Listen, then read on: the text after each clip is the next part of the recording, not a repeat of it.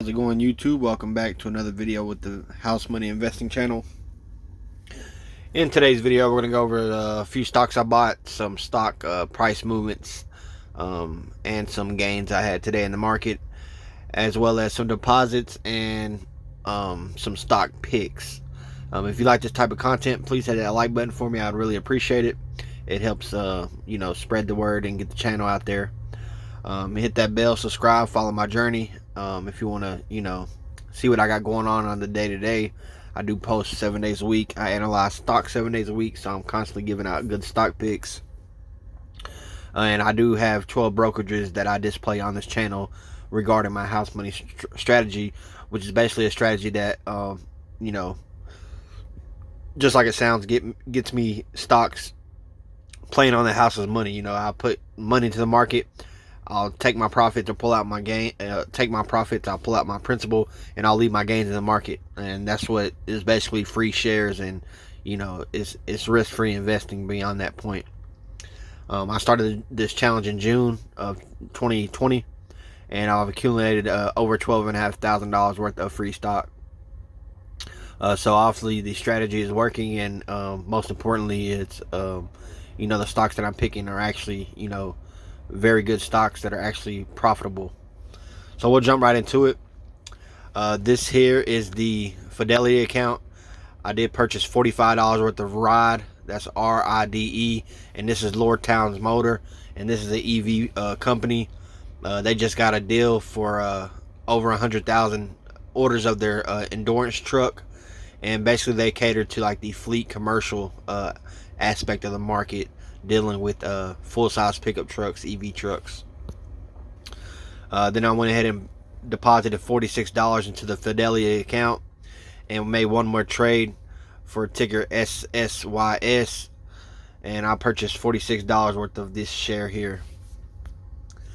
Then I went ahead and deposited another $70 into the brokerage just for future trades. Then we had Teladoc, TDOC. It was up 5.2% today. Then we got Modena, MRNA, was finally up today, 5.3%. It's been beaten down tremendously. By the way, all these price movements that I display are stocks that I'm into, in that Robinhood portfolio, and that's why I'm getting these price movements. Then we got the public account. It's valued at $2,337.88. Over the past 6 months, I am up $506.46. Total percent gain of 27.65. Investing in stocks, I got $2,304.12. My buying power at the moment is $33.76. I started this back in June, so I guess maybe I should start clicking that 1 year tab. I've been looking at the 6 months tab for the the last 3 months, so it's just kind of out of habit. Then we had some price movements here. The big one for today was Fubo TV, ticker FUBO. This is something I hold long term and something I'm swing trading, numerous of times this month and last month, in order to gain some free shares or free fractional shares to build on my position. So I'm glad to see this nice bounce back. It was up 34.32%, and they landed an acquisition of a gambling company, so that was a nice acquisition to add to their streaming platform. And they they have a streaming platform similar to like YouTube Live TV or Hulu Live TV, plus now with the gambling aspect, it's going to kind of be like if you had YouTube Live TV and DraftKings all on the same app type thing. Like you can watch a game and bet on it at the same time. It's pretty cool. And then with the legalizing of gambling and the economy being down like it is, it's gonna just keep getting legalized and spread further and further out as the economy needs that boost of revenue. So you should expect to see nice gains from that sector as well. And then streaming has completely extincted cable from our lives. Nobody really pays for cable anymore. I mean, the rates are so high, and it's just not worth it when you can just stream your live TV right from your mobile device, or from your Roku TV, or from your iPad or whatever. I mean, it's so much simpler, so much easier, more convenient. You can have like, say, like I have live YouTube, so I can add like 4 people on there, so I can basically split a $70 bill between 4 or 5 people, and I mean it's super cheap, and everybody can watch it in their own little area wherever they're at. Me, I travel 48 states, and I'm able to watch it at any state I'm in, as long as I got phone service. And then next we have some more price movements. We got XPEV, Plug Power, and Fuel Cell. Fuel Cell is the only stock that I'm not in on this list, but it is the one I'm keeping a close eye on. Waiting for my moment to strike. Yeah, I know I've missed plenty of moments. It's ran up, but I just wasn't interested in getting it right now, just because I have so many other plays that I'm into. XPEV is an EV company, and then Plug Power. Everybody knows Plug Power is dealing with the batteries. Both of those were up over 22% today. Then we had Stick Fix. I love Stick Fix as well. This is a nice long-term play, and it is up 18.31%. Then we got some stock picks for you, right? We got Switchback Energy. This is something that's, I'm in it long term. I'm steady swing trading it to build my position. It's a EV company as well. They're merging with ChargePoint, which owns about 70% of the North America charging station market. With Biden's team in office, and Biden coming into office, they're pushing for the EV. So you should see a massive growth in this play for Switchback Energy. Then we got ticker GSY. This here is a ultra short duration ETF, and it doesn't fluctuate. Like maybe 1 to 2% is all the movement you'll get out of this stock. So it's not for growth. It's more for a dividend payout and a safe place to keep your money, kind of hedge against the dollar and the market. It's going to pay you a nice little dividend of 1.45%. And it basically, seeks to outperform the Barclays Capital 1 to 3 month U.S. Treasury bill index, and to provide maximum current income. It's just basically like a savings account with a nice dividend yield of 1.45%. So it's just basically somewhere to store your money. I have so many positions, and I put so much capital into the market. I like to store a portion of my money into bonds, treasuries, and things of that such. Then we got GSIE. This is a position that I'm already in as well. Currently, I am up 4% on this position, and this is a Goldman Sachs International Equality ETF. I love ETFs.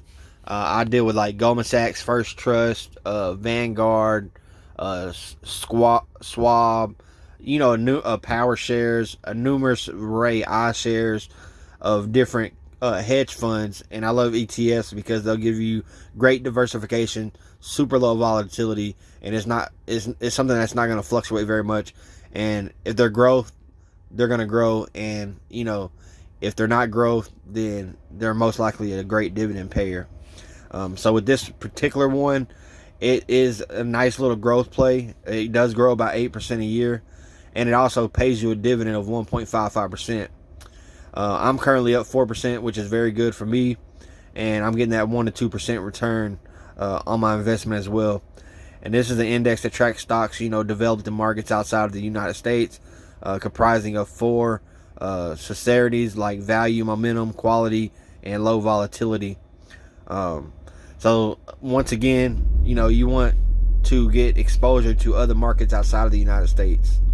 So you got Europe, Japan, Canada, you got Africa, you got China, you got India. You got so many other markets out there that you can get into, and sometimes it's hard to pick individual stocks out of these markets due to the fact that you might not be, as educated as you are on these U.S. stocks. And, it's never a good idea to invest in something that you don't fully understand or something that you can't keep track of. So, in my opinion, the best way to do so is to get that ETF, because it's going to give you a wide variety of companies out of that international market. And this hedge fund, they do this for a living, so they know, they're going to be picking the best stocks that's available from these markets that you maybe never even heard of. And then, you know, second to that, you know, you have like your Neos and your Alibabas and things like that, you know, are pretty much common sense home run plays from other markets, but you don't always find those, you know, like you do in the U.S. You know, I can name off probably 100 stocks or 10 stocks or 50 stocks, or I can just keep going down. I can just name them off the top of my head of just companies that are blue chips, that are dividend and aristocrats and dividend kings, and, you know, massive growth stocks and beef stocks, you know. But I can't do that with the international stocks. So like I said, I like to get in the ETFs. Then we got ticker PUBM. This is gonna be a new play for myself. I was just looking at the chart. It is a newer stock, so there's not much data to go off of. It just started last month, in December of 2020, but it's up 36% already. So immediately, you know, I thought, look at the growth of this one, and then look into the company. I seen that they were, you know, in specialized cloud infrastructure platform, you know, for advertising transactions. Then they have technology and infrastructure that caters to both internet content creators and advertisers, and it operates in the United States, pretty much globally. So with the cloud infrastructure of advertising, advertising is one of the biggest paying markets in the world, and then you know, having internet content creators as well is just very intriguing. And this is like a media outlet company. It's going to give you exposure to the customer service and retail section of the market as well. So I'm going to swing trade here and, you know, see how it reacts. Then we got VWDRY. So this would be VW Dry. This is a wind system, so this is more of the solar play. And this one's just been outstanding. I mean, it's been great, especially since after the pandemic. It's just been on a massive run up, and on average it's growing like 50% a year. It pays a small dividend of 0.28%. It's got strong analyst ratings from 25 analysts. You got 40% buy, 36% hold, and it basically engages and develops in manufacturing, sale, and maintenance of wind power plants. And it operates through, you know, power solutions and service segments, you know. So a great play into the wind power, solar aspect of the market. This is very huge, and these, I mean, I see these things everywhere. So I mean, they're out there for a reason. They're obviously, you know, very productive and low cost efficiency and alternative costs. So definitely something I'm gonna get into. I already have, you know, solar ETFs and other solar plays, but I'm into so many positions. It's like I'm always trying to look for the new thing, or not really the new thing, but a different thing that I'm not into, like this particular play. And just looking at the chart and looking at the fundamentals of it, I just see it working out. So I'm gonna definitely swing trade it. And then we got another solar play here, SSLR. This is First Solar. This is something I'm more familiar with, and this one grows about 11% a year. It's strictly just a growth play. It's got 16 analyst ratings, 53% buy, 31% hold. So very strong demand, you know, for First Solar's Series 6 models. You know, it's allowed the company to build a sale backlog totaling nearly 2 years of productive capability. The company is a big winner for the U.S. State renewable energy requirements and federal tax credits.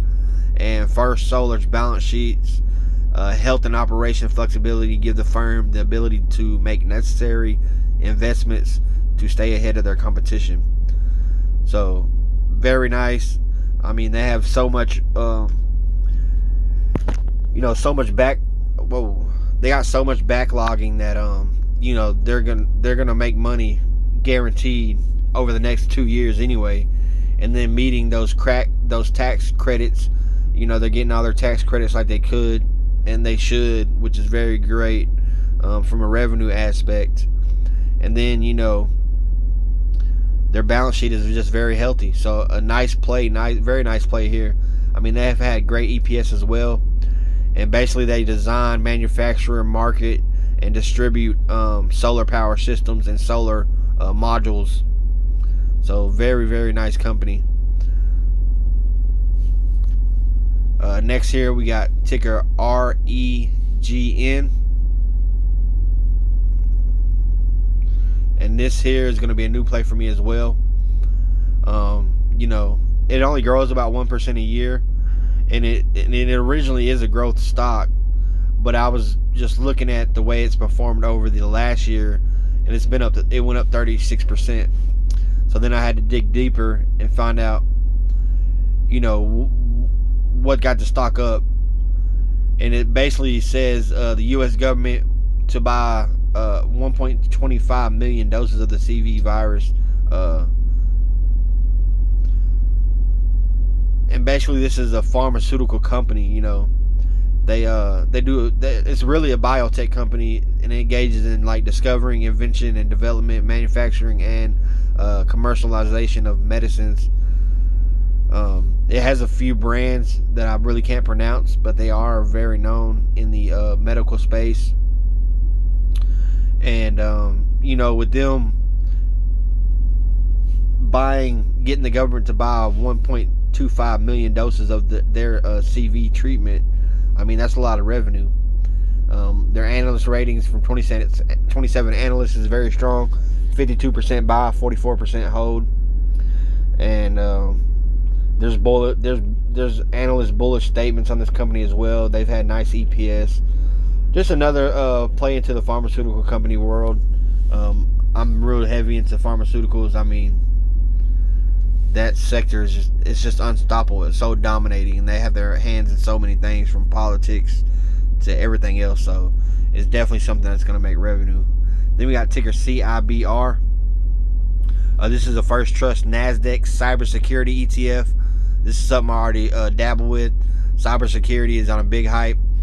You know, there's a lot of scammers, and you know, then you got potential cyber attacks from other countries and things of that nature. So cybersecurity is very, very hot. It's a must-have, and it's something that's going to also make pretty good revenue. This particular ETF grows about 25% a year. That's going to pay you a 1.09% dividend yield. So nice growth, nice dividend. And this ETF targets companies that are engaged with cybersecurity industrials out of the NASDAQ. So very, very nice play there. Then we got PLTR, something I'm already in long term, something I swing trade quite often. Currently, I am down 6.60%. So I'm looking for a bounce back here. This thing was up, you know, 174% over the last 3 months.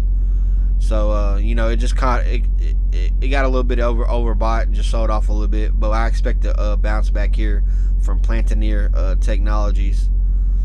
EPS wasn't that great as well, and this is basically a software company, and it operates, you know, well, it engages with developing a data integrative and software solutions, you know, for commercial and government segments.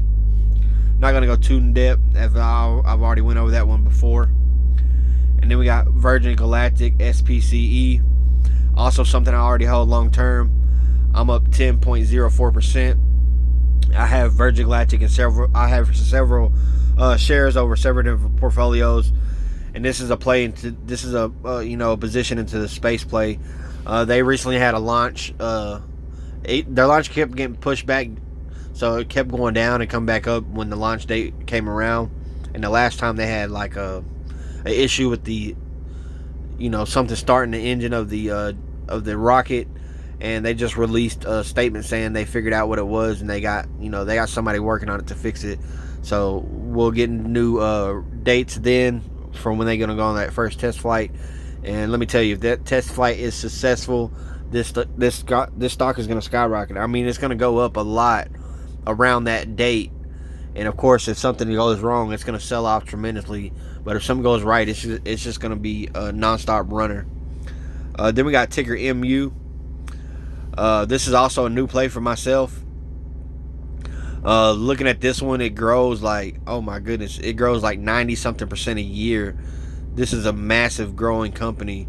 33 analyst ratings got it a 76% buy, and a 21% hold, and it produces a diversified portfolio of memory products using DRAM and Nano.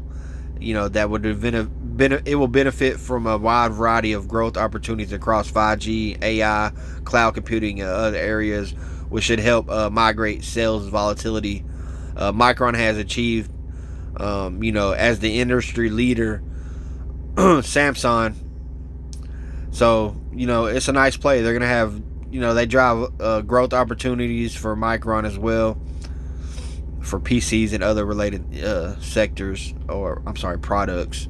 EPS is really good on this company. This is a hardware electronics company here, and basically they engage in the provision of innovative memory and storage solutions.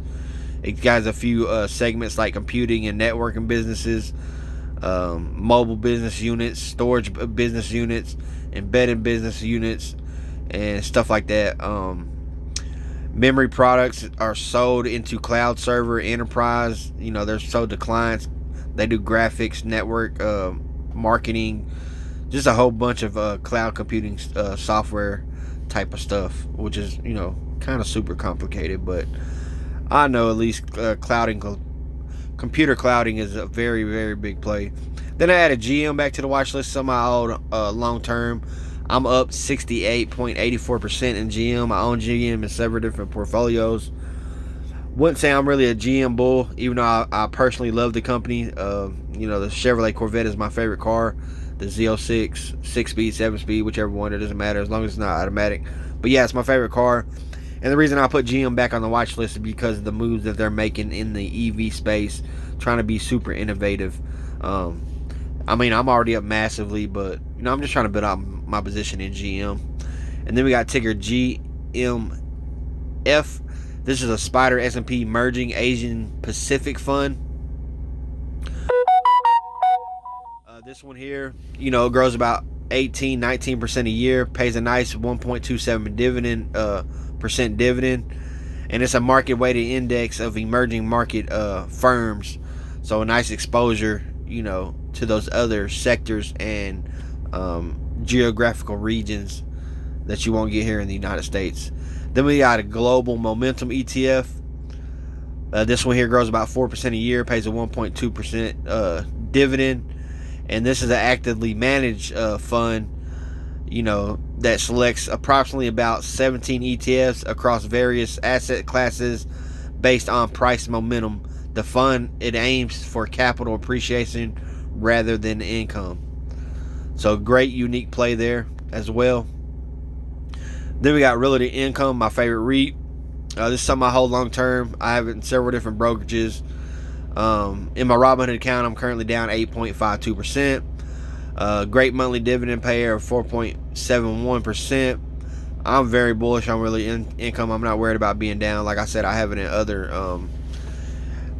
in other portfolios where it's up, pretty good. So not gonna go too in depth in that one. Then we got Intel. Everybody knows what Intel is. They make the, they do microchips and things of that such. They were ran down due to, Apple and other products, announcing that they're going to do their own chips. But, on average, this one grows about 13% a year.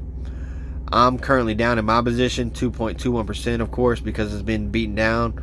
But it does pay a nice dividend of 256. This is a bounce back play for 2021. I see it coming back. Their technology that they have for computers, network, and data storage and communications is just, it's pretty much unbeatable. Intel's been around forever. They're going to sell their products regardless. Then we got Verizon. This is a telecom company. Also something I hold long term, something I swing trade heavy as well. Very bullish on Verizon. I'm currently down 6.80% in my portfolio in Robinhood, but it does pay a nice dividend of 4.30%. And this is a nice bounce back play for 2021 as well, will be Verizon. Then we got AT&T, who has been doing poorly for the longest. I think 2021 will be the year for the bounce back of AT&T as well.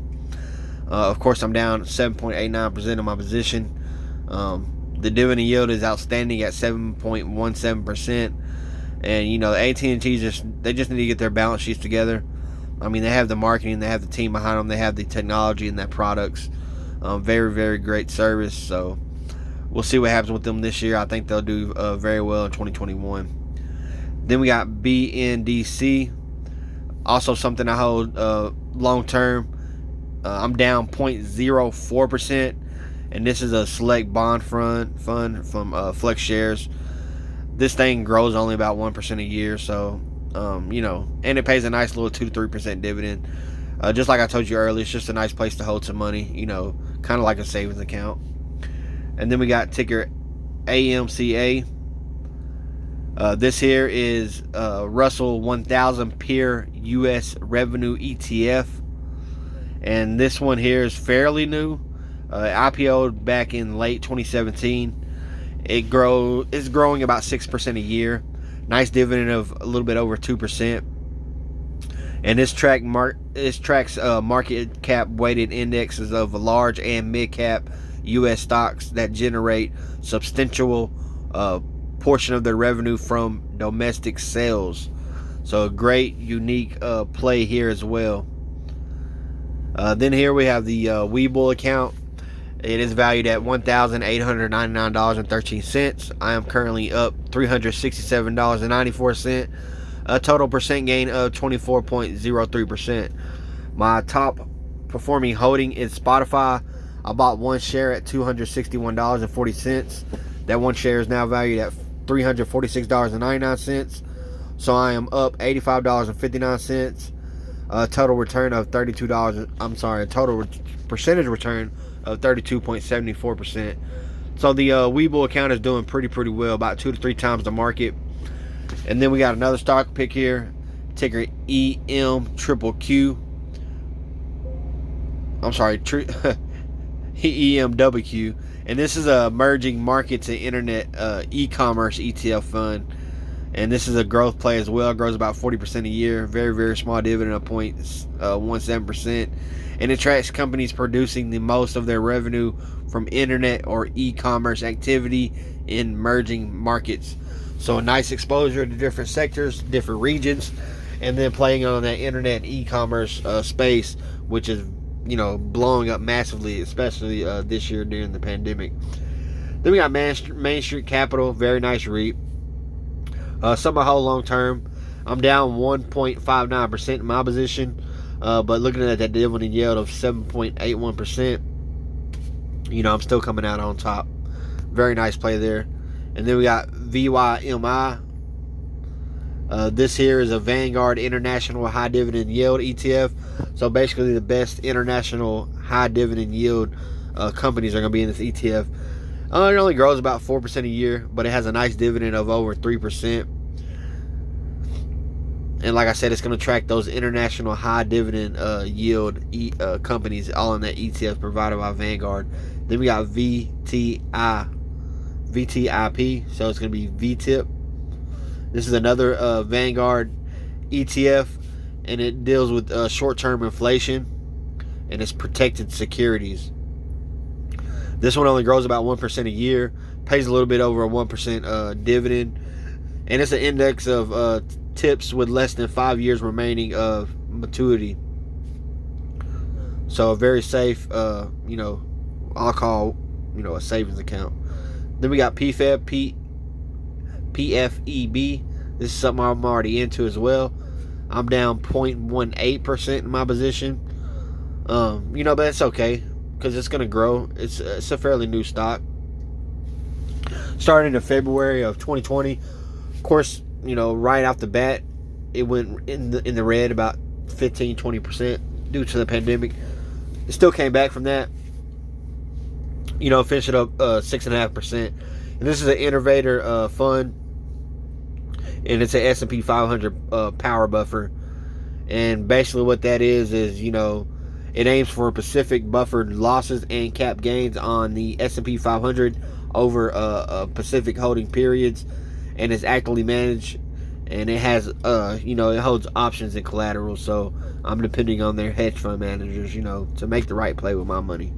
Then we got ticker SPMB.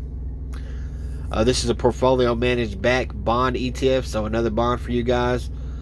This one only fluctuates about 1 to 2%, and it also pays almost a 3% dividend, so it's pretty much a guaranteed win-win of at least a 1% return on this bond here. Then we got ticker GDX, something I'm always into, something I hold long term. This is a gold miners ETF from VanEck. I'm down actually 4.14%. This will give you exposure to precious metals, and then you'll get that in the form of an ETF, as these are companies that mine for gold. And we've seen the price of gold in 2020 skyrocket. It came back down a little bit, but it's going to continue to go up as they continue to print money. So definitely a play that's going to make some money. Then we got ticker BNS. Whoa, sorry about that. And this here is a bank out of I don't even know if I can pronounce it. Nova Scotia, something like that. This is a new play for me in the financial sector. I have like your JP Morgans, your your Wells Fargos, your Bank of Americas, and things of that nature.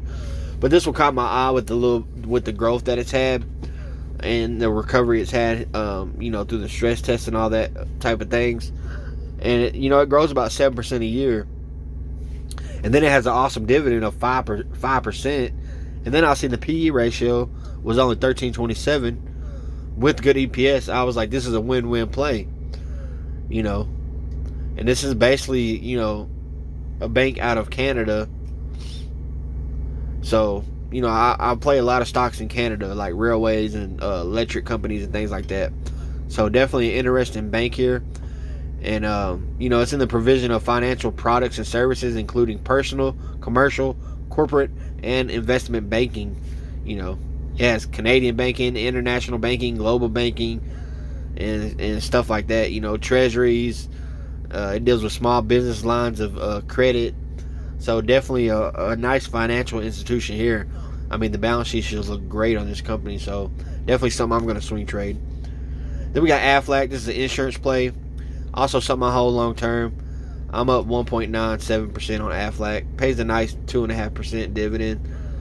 And this will give you exposure to the insurance segment of the market. Then we got EMNT.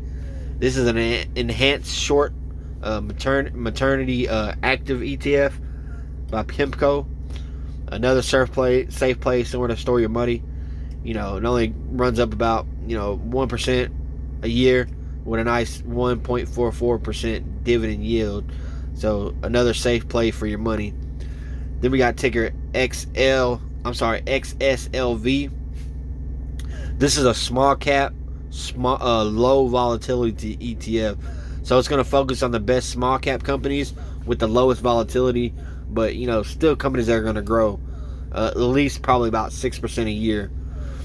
And and they also are going to make sure it pays a nice dividend. So this one grows about 6% a year, pays a 2 to 3% dividend, and it's going to have the low volatility dealing with small cap companies. And if you paid attention to the Russell, I mean, that thing is just crazy. I mean, when you expect it to drop, it just keeps on going, right? Then we got IDLV. This is a PowerShares S&P International Developed Low Volatility.